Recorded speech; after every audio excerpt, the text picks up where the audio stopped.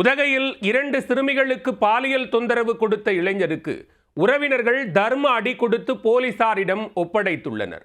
போலீசார் போக்சோ வழக்கு பதிந்து விசாரணை நடத்தி வருகின்றனர். நடந்தது என்ன?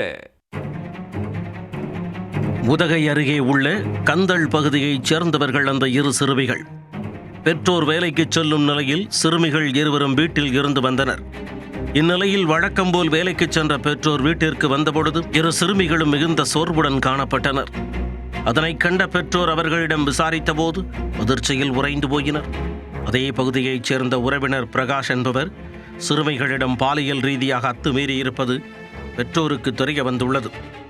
ஆத்திரத்தில் கொந்தளித்த பெற்றோர் உறவினர்களை அழைத்துக் கொண்டு பிரகாஷை தேடிச் சென்றுள்ளனர்.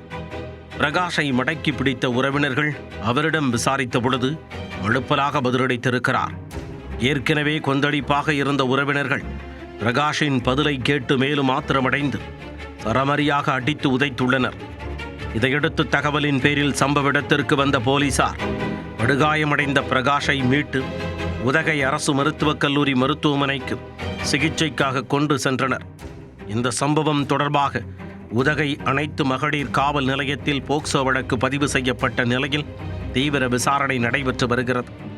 உதகையில் 2 பெண் குழந்தைகளுக்கு உறவினரை பாலியல் தொந்தரவு கொடுத்த சம்பவம் அப்பகுதியில் பெரும் பரபரப்பை ஏற்படுத்தி உள்ளது.